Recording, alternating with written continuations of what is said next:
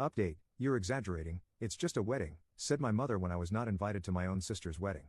Instead, I booked a trip. A few days later, my family wouldn't stop calling my phone. Part 2. Alright, the wedding day arrived, Saturday. I was in Miami having a peaceful breakfast by the sea, coffee, toast, and zero stress. Meanwhile, back in Santa Barbara, everyone was in full event of the century mode. I won't lie, I was curious. I opened Instagram, the usual, Emily posting 1,000 stories, white dress, bouquet, makeup, walking in with dad like they were super close, her friends yelling the most beautiful bride and the typical background music, probably Ed Sheeran or something like that, all very pretty, very perfect, or so it seemed. Around 12 o'clock, my phone started vibrating nonstop. First, a message from my cousin Jake, dude, did you see this?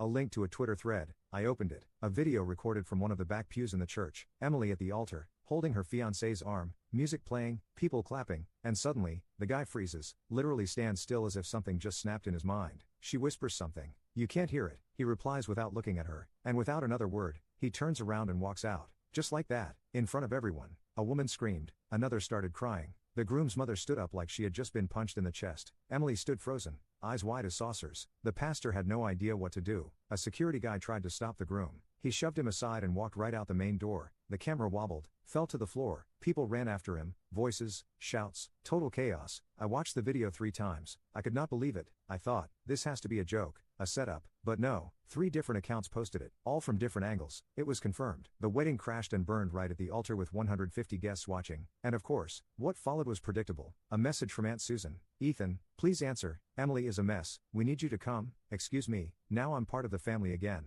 Now I'm useful. After not even being invited to the wedding. After Emily publicly stated only the important people would attend, I left the message on read. Then my mother, please Ethan, this has been a disaster. You have no idea what has happened. Your sister needs you. I didn't reply either. A little while later, I got a voice message. It was Brandon, my cousin Jessica's husband. Bro, you wouldn't believe the mess. The groom found some messages between Emily and her ex. Total madness. They were recent, like 2 months ago. Someone showed him right before the ceremony. It wasn't random. He had it printed, paper in hand, threw it in her face in the dressing room, said something like, this is what I'm getting into if I marry you, and left. Boom. And that's when I remembered that time. Emily called me at 2 in the morning, crying because her ex had left her for someone else. I got in the car and went to pick her up, said nothing, just drove. I spent an hour listening to her saying, nobody understands me. I made her soup, let her sleep in my bed, I took the couch, and 2 days later, she got back with that same guy, and she never even thanked me. So no, I wasn't surprised she kept messaging him. And I wasn't surprised someone found out and threw it in her face on her wedding day, and honestly, I didn't feel sorry, I felt angry. Because I know that if things had gone well, they wouldn't have even remembered I existed.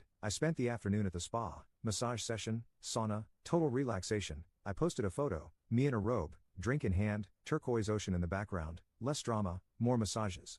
Hashtag self-care, hashtag not available, total silence. I turned off my phone, no vibrations, nothing, no more Ethan will fix it, no more Ethan help us, no more being the emotional crutch for a family that only sees me when I'm convenient. And while everything was burning down back in Santa Barbara, I slept like a king for the first time in years. I went back to Austin a week after the wedding, not out of nostalgia, not for family. I had things to wrap up, had to empty out the apartment, handle paperwork, the bare minimum. I did not answer a single message. I did not open even one of the 80 unread WhatsApp messages waiting for me. I read a few from the lock screen. Emily is devastated.